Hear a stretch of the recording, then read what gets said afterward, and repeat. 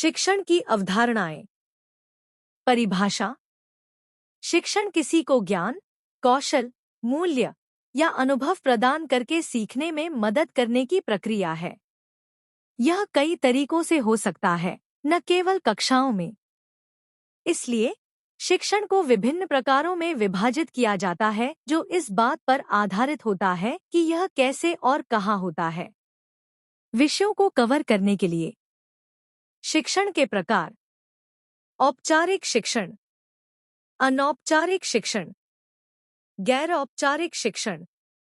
शिक्षण के प्रकार। 1. औपचारिक शिक्षण। परिभाषा। संरचित, योजनाबद्ध और पाठ्यक्रमाधारित।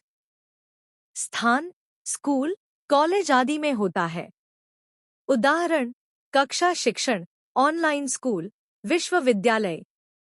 2. अनौपचारिक शिक्षण। परिभाषा। असंरचित, सहज और दैनिक जीवन में स्वाभाविक रूप से होता है। उदाहरण: बातचीत, मीडिया, साथियों से सीखना। 3. गैर औपचारिक शिक्षण। परिभाषा। औपचारिक प्रणाली के बाहर संगठित शिक्षण, अक्सर लचीला और कौशलाधारित। उदाहरण: वयस्क साक्षरता कक्षाएं, कार्यशालाएं, सामुदायिक केंद्र। प्रत्येक प्रकार के विवरण। 1. औपचारिक शिक्षण। विशेषताएं। संस्थानों में होता है, जैसे स्कूल या कॉलेज। एक निश्चित पाठ्यक्रम और समय सारणी का पालन करता है। योग्य शिक्षक शामिल होते हैं। मूल्यांकन और प्रमाणीकरण शामिल होते हैं। उदाहरण: एक गणित शिक्षक स्कूल में कक्षा 8 के छात्रों को बीजगणित पढ़ा रहा है। 2. अनौपचारिक शिक्षण।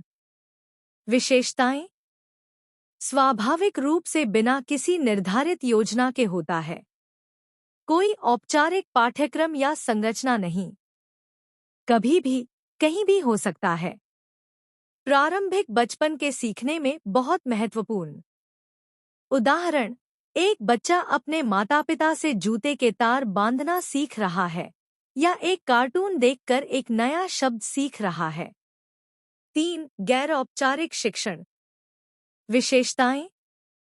संरचित लेकिन लचीला, आमतौर पर नियमित स्कूल प्रणाली का हिस्सा नहीं। अक्सर जीवन कौशल या व्यावसायिक प्रशिक्षण पर केंद्रित। औपचारिक प्रमाणीकरण की ओर ले जा सकता है या नहीं भी। उदाहरण: महिलाओं के लिए एक स्थानीय एनजीओ द्वारा दी जाने वाली सिलाई कक्षा, या वरिष्ठ नागरिकों के लिए एक कंप्यूटर कौशल पाठ्यक्रम। यह क्यों महत्वपूर्ण है?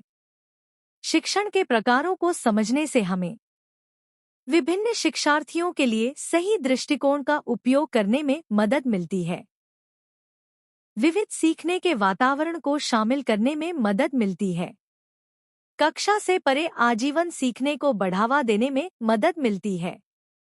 निष्कर्ष: शिक्षण कक्षा की 4 दीवारों तक ही सीमित नहीं है। यह हर जगह होता है, औपचारिक स्कूलों में, घर पर और समुदायों में।